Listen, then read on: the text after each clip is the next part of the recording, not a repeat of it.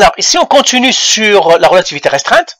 Et là, on va voir l'énergie relativiste. Donc, grand 5, l'énergie relativiste. L'énergie relativiste. L'énergie relativiste. Alors, l'énergie relativiste, c'est l'énergie. Alors, regarde ici, on a des formules encore. Si je suis dans deux référentiels différents, eh bien, il y a de l'énergie. On sait l'énergie totale. L'énergie totale est égale à mc au carré sur racine carrée de 1 moins v sur c, le tout au carré. D'accord? C'est ça la formule de l'énergie totale. L'énergie totale, c'est ça sa formule. Et maintenant, à partir de là, j'ai l'énergie au repos, ou bien l'énergie ES, est égale à mc au carré. Ok? Alors, l'énergie cinétique, elle est égale à l'énergie totale moins l'énergie ES. Alors, l'énergie ES, on l'appelle aussi énergie au repos. Donc, c'est pour cela que pour l'instant, je vais toujours faire repos. Donc, je mettrai ES, c'est l'énergie propre. Énergie propre. Et propre, généralement, on parle de repos. Donc, je la mettrai ici E repos. Parfois, on met E0, E repos. Alors, cette formule-là, je vais la mettre à partir de maintenant, c'est E repos, c'est-à-dire l'énergie propre est égale à mc au carré. Là, on utilise dans son référentiel. Alors là, ça va être égal, E est égal à E moins énergie au repos.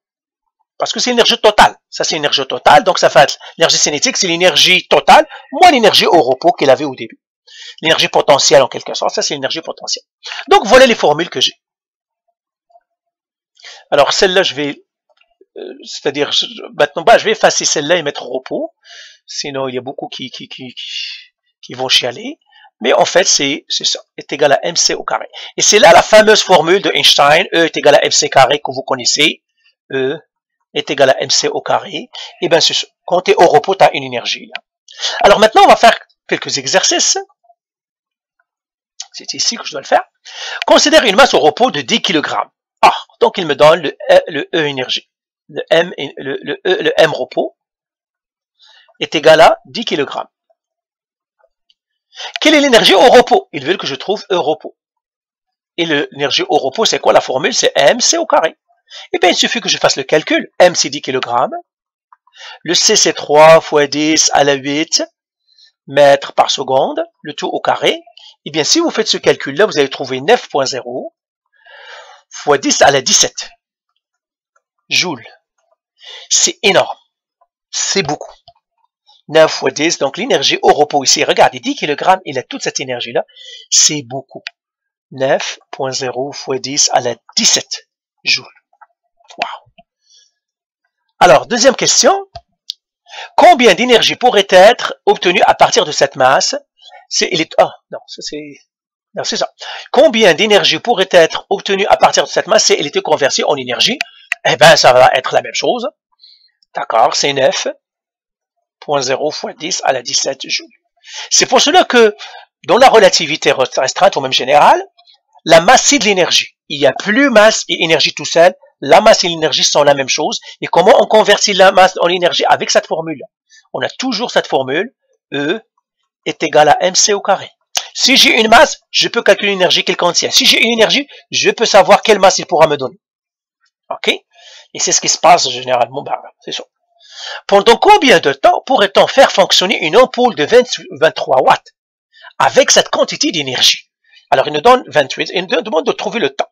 Mais il nous donne les watts. Les watts, c'est la puissance. Vous vous rappelez? La puissance, c'est quoi? C'est l'énergie qui divise le temps. Alors, il nous donne les watts. Ça veut dire 23 watts est égal à l'énergie, c'est combien? C'est 9.0 fois 10 à la 17 joules qui divise le temps. Delta T. Je mets ça sur 1 et je fais le produit croisé. Eh bien, ça me donnerait delta T. Elle est égale à 9.0 fois 10 à la 17 joules qui divise 23 watts. Et si vous regardez le temps ici, eh bien, ça va vous donner, calcul, ça donnera quelque chose d'énorme. C'est beaucoup. Ça nous donnera 3,9 fois 10 à la 16 secondes. Alors, ça nous donnera, alors, on obtient 1,24 milliard d'années. C'est 1,24 milliard d'années. OK? Ou bien, on pourrait faire fonctionner 100 millions d'années, 100 millions d'ampoules pendant, donc ça c'est, si j'ai une seule ampoule, je pourrais l'éclairer avec cette masse-là, avec 10 kg, pour 1,24 milliard d'années. D'accord?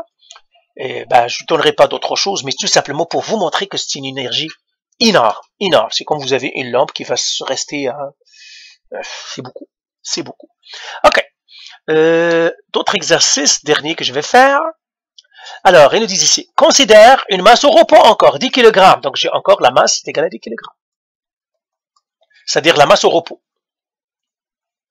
10 kg. Et le repos encore, on a dit c'est la masse. Combien, quelle est l'énergie au repos de cette masse? Ah, on vient de le faire celui-là. Ah, c'est pas la peine que je perde mon temps. Allez, voilà, bye.